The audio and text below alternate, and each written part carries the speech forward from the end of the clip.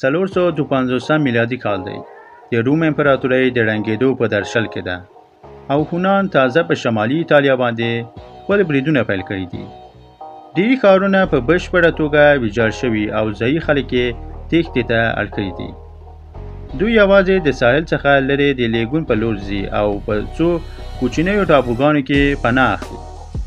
یوه پرېکړه چې بې له شکه به د هغوی ژوند وژغوري. د ټولو ناخوالو په مقابل کې دې کوچني تمدن په پای کې د انجینرۍ یو له خورا اغېزمنو بریاوو څخه جوړ شو چې نړۍ کله هم نه و لیدلې.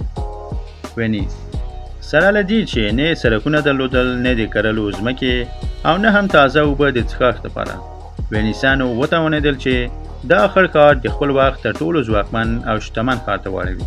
د کانالونو او پلونو دا ځانګړی ترتیب چې د سلګونو ټاپوګانو له لارې اوبدل شوی، وینیس یې په حیرانوونکې توګه د لاسرسي وړ او د سیمې سوداګرۍ مرکز ته ګرځولی دی. موږ دا ټول شیان ماډل کړل ترڅو تاسو ته وښایو چې د سطحې لاندې څه روان دي. کوچني ټاپوګانو نرمې خاورې درلودې چې په سختۍ سره د انسان وزن ساتلی شي او دا د یو بشپړه ښار لپاره مناسبه نه وه. د ودانیو د باثباته بنسټونو رامنځته کولو لپاره وینیسیانو د کروشیا له ځنګلونو څخه لرګي راوړل او په ځمکه کې ووهل.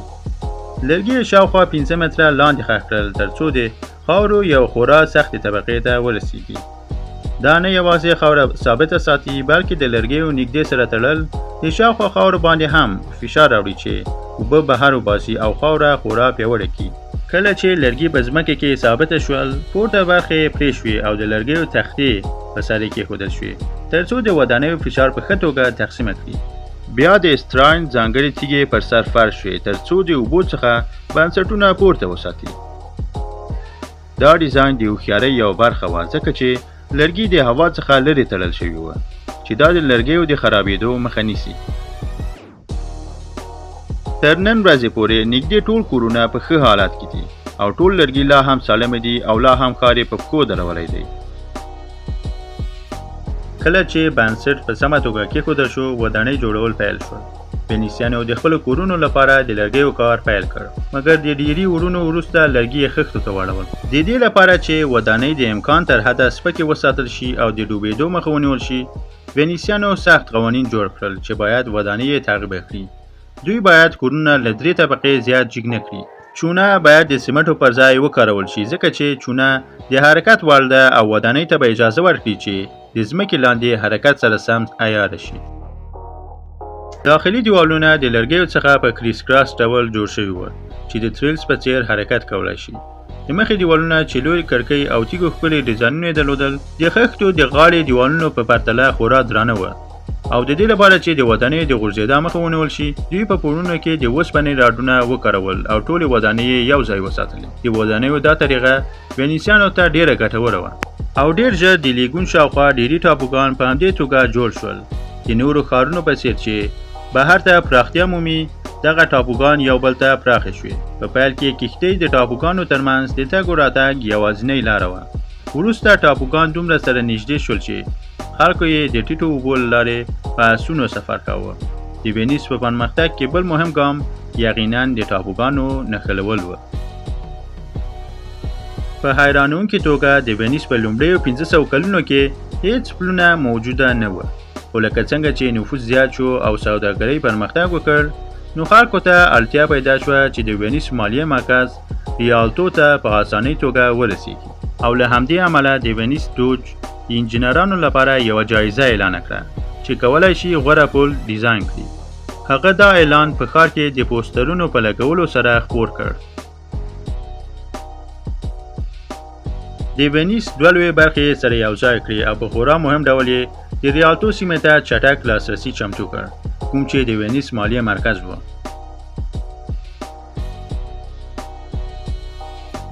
دا پل وروسته د لرګیو پل په شکل لوړ شو چې بالاخره سوځېدلی او له منځه تللی، مخکې له دې چې د یو قوي تیږو پل سره ځای پر ځای شي.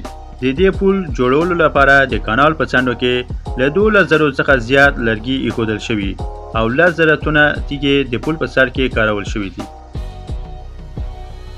تر نن ورځې پورې پل لا هم ولاړ دی او د وینیس په مرکز کې د اصلي شریان په توګه کارول کیږي. له دې وروسته د تیږو پلونه په هر ځای کې راښکاره شول. ونیس یې په یو متمرکز ښار بدل کړ چې د سړکونو پر ځای په بشپړه ډول د کانالونو څخه جوړ شوی. دې کار ونیس ته یوه ځانګړې ګټه وکړه، ځکه چې کانالونه د ښار په هره برخه کې د توکو او ترافیک په چټکۍ سره تېرېدو ته اجازه ورکړه، او اسونو په واسطه د ترافیک ګډوډۍ شتون نه درلود، ځکه چې د تګ لارې او کانالونه په بشپړه توګه جلا شوي وو. بیا هم خلکو کولی شو چې په اسانۍ سره دواړو لورو ته تګ راتګ وکړي. تر دې دمه دا ښار په اروپا کې تر ټولو پیاوړی او بډایه ښار شو. ونیس د تجارت یو ښار ته بدل شو، او هر څه چې پلورل کېدل د ونیس له لارې تېرېدل، او ونیسیانو ډېرې پیسې ګټلې. خو لکه څنګه چې سوداګرۍ زیاته شوه، نو نفوس هم زیات شو، او د څښاک اوبو غوښتنه د کنټرول څخه بهره شوه. سره له دې چې په اوبو کې محاصره وه، ونیس نشو کولی له دې څخه ګټه واخلي، ځکه چې د سمندر اوبه تروشې او د څښلو وړ نه وي. د تازه اوبو د راټولولو لپاره د طبیعي چینو یا سیندونو پرته ونیس د اصلي ځمکې څخه د اوبو رسولو لپاره کښتۍ کارولې. مګر د 170,000 خلکو سره چې اوس په دې کوچني ښار کې ژوند کوي، غوښتنه ډېره شوه.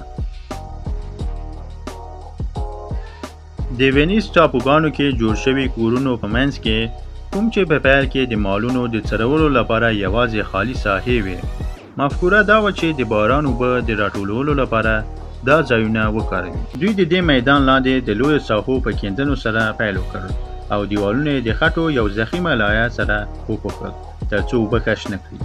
بیا ځای د شګو او ډبرو څخه ډک شو، او سطح یې د تایلونو په کارولو سره بیا جوړه کړه تر څو اوبه د میدان له هر کونج څخه نایلونو ته ورسیږي. له دې ځایه د باران اوبه ډنډ ته بهیږي او په تدریجي ډول د شګو او تیږو له لارې فلټر کیږي، تر دې چې د میدان په منځ کې اصلي ساحه ته ورسیږي.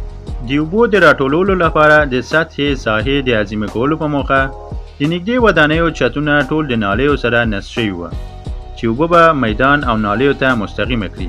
ونیس بیا د باران د اوبو لپاره یو لوی سیند وګرځېد چې د ښار شاوخوا 600 څاګانې یې ډکې کړې. د سهار په 8 بجو د اوبو نوکرانو به سطلونه ډکول پیل کړل، او د ښار شاوخوا کورونو ته به یې رسول. ونیسیانو یو ځل بیا د خپل ښار د ژغورلو لپاره یا ماسترپیس انجینري کړې وه، خو بیا هم یو لوی ستونزه وه: کثافات.